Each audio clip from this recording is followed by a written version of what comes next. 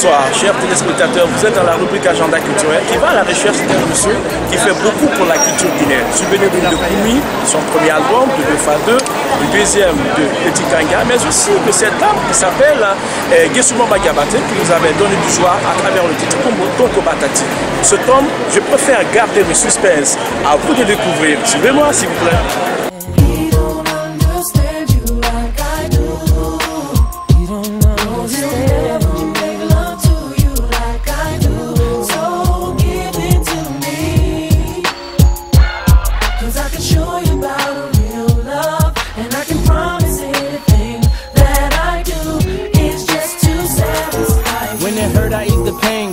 Caress your frame, get them worries off your brain, girl. I'm in your corner, do what you want, it's your thing, girl. Opposites attract, but we want it. Il va nous expliquer ici à Paris, nous sommes avec nous. Il prend tout à l'heure son avion pour Londres. Le suspense, il est là.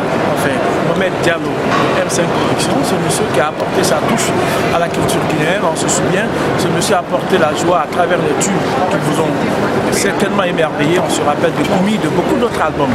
Bonsoir Mohamed. Bonsoir Bouba. Ça fait plaisir toujours de vous avoir. Je vous rappelle que nous sommes à Paris. Alors, adressez-vous à ce spectateur. Bien, merci Bouba.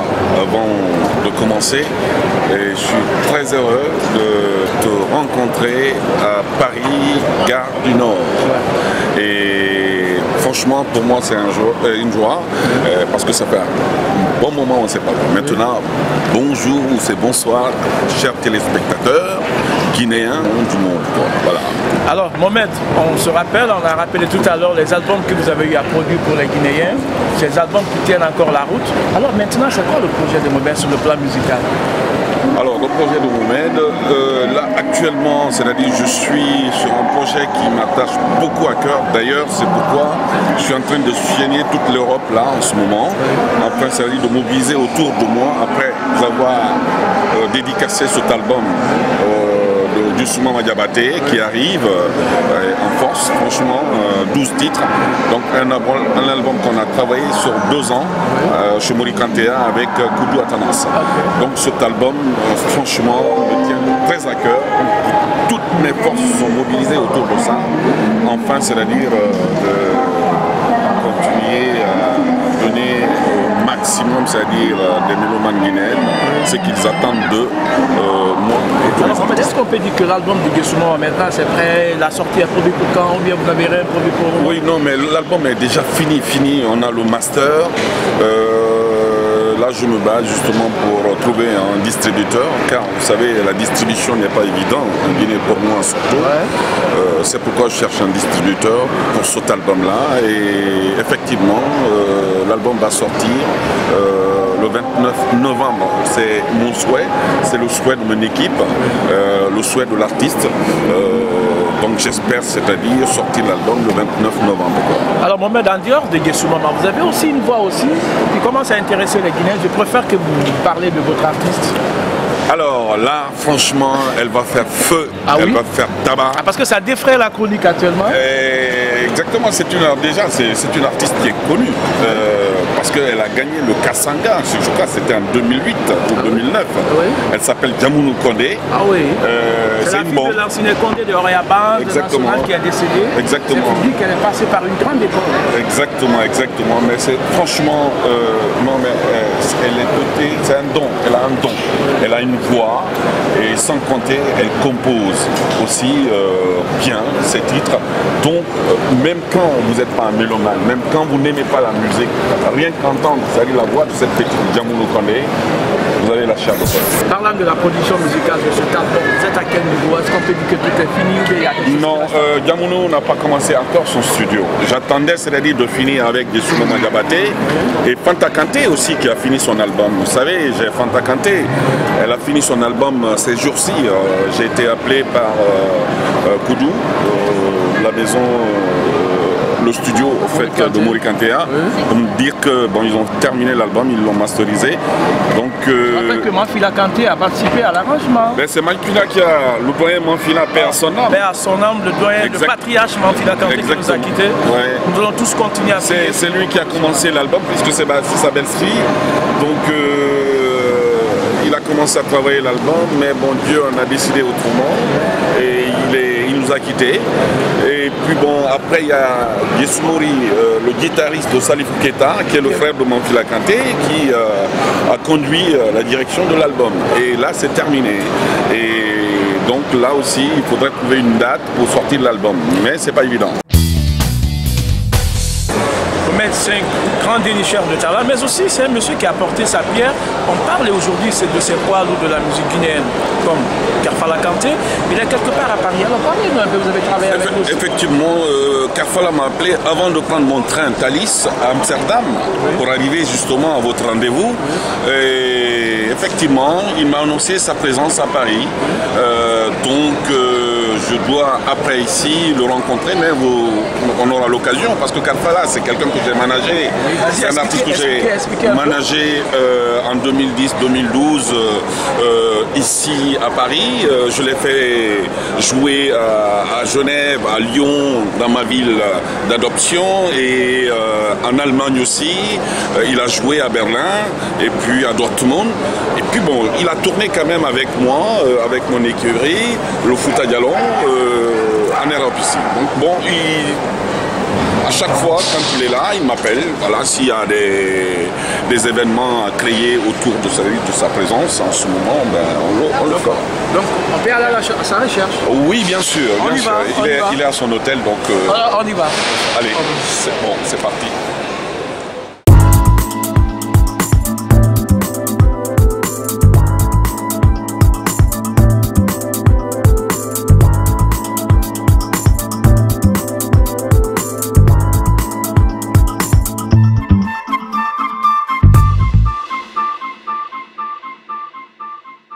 On nous fait signe que Karfala Kanté est quelque part à Château-Rouge ici, chez Dramé, un de ses anciens producteurs.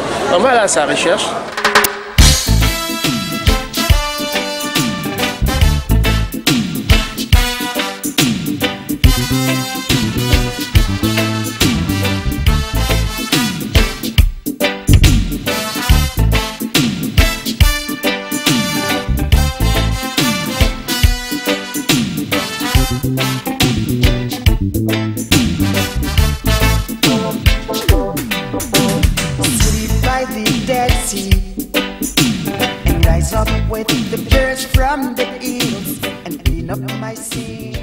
Karfala Kanté, bonsoir.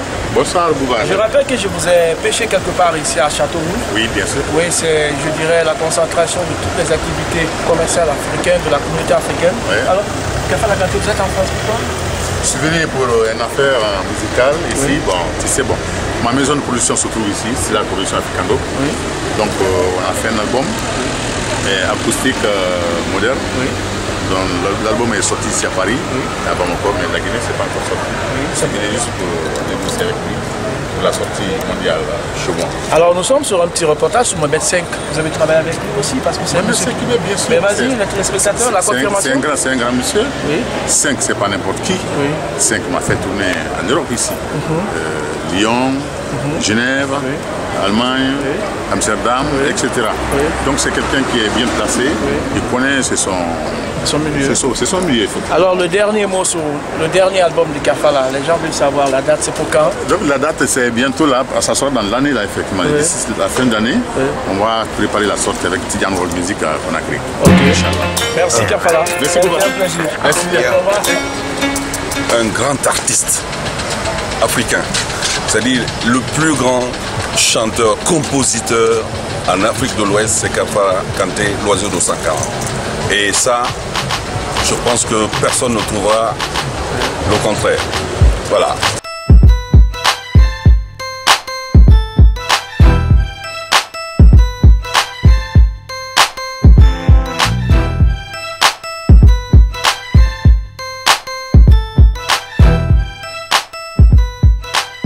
Chers téléspectateurs, notre entretien touche tout à l'heure à sa fin. J'ai à présent le message à l'endroit des téléspectateurs guinéens qui nous suivent dans Agenda culturel dans l'émission Sambiance.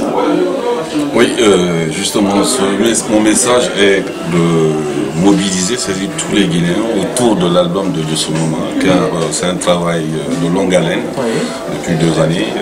Nous avons sont passés au studio de Bourikante. Et c'est un album de taille. Donc mon souhait, c'est-à-dire qu'il y a une mobilisation très forte autour de cet album à la sortie. Enfin, c'est-à-dire d'accompagner l'artiste et puis la musique guinéenne qui doivent dépasser les frontières guinéennes. Donc notre combat en dehors de la Guinée, c'est ça, c'est faire connaître notre culture, c'est le but. Voilà. Pour cela, c'est-à-dire pour que ça se fasse, il faudrait d'abord que le pays aussi accompagne sa propre culture, sa propre musique. Et en ce moment, les autres vont suivre. Voilà. Donc c'est mon message. Et puis éventuellement, c'est aussi encourager tous les acteurs de la culture guinéenne, les promoteurs, les producteurs, de près ou de loin, qui se battent pour promouvoir la culture guinéenne, notre culture à nous. Et ces gens, ils sont à l'ombre et ils ne sont pas connus, donc il faut les encourager parce que c'est eux qui font, connaître aujourd'hui la culture guinéenne en train de la Guinée. Alors Mohamed, qu'est-ce que ça vous fait d'être surpris par l'équipe de la RTG qui tombe sur vous à Paris après venir de Londres? Vous avez un message parce qu'on va se quitter? Oui, ben voilà, justement, c'est très bien déjà que la RTG aujourd'hui qui est suivie sur le plan international, hein, voilà, avec le satellite, on a RTG en France, ailleurs. Donc il faudrait justement organiser des émissions en dehors de la Guinée. Toujours est-il que c'est faire connaître cette culture-là, aller vers les autres, afin que les Guinéens qui vivent aussi en Guinée sachent que les Guinéens qui sont à l'étranger sont en train de ce qu'ils sont en train de faire. Oui, c'est la mission un peu de la nouvelle direction, pilotée par Yamoussa Sidibé, que je salue dans cette rubrique. Exactement, c'était une très bonne initiative et voilà, Bouba, comme tu l'as toujours été en Guinée et tu arrives maintenant en France et puis tu continues le même combat, c'est très bien, moi je t'encourage et j'encourage aussi les autres et il faudrait que la RTG mette les moyens pour pouvoir dépasser vraiment cette ambition qui est très ambitieux, très bien culturellement pour tout Guinéen, quoi, voilà. Merci mon frère. Et merci. Ça m'a fait plaisir de vous avoir. À se revoir. À se revoir. Alors, chers téléspectateurs, c'était l'agenda culturel de notre ami Mohamed V de Fouta Djallon en Genève, qu'on a reçu aujourd'hui. Vous avez suivi un peu le périple de la gare. Nous sommes quelque part ici à Paris. Le rendez-vous est donné la semaine prochaine. Merci à toi, Mohamed Chérif Touré. Samedi ensemble. C'est une émission réalisée par Stony Lac de Paris. Merci. Et puis au revoir.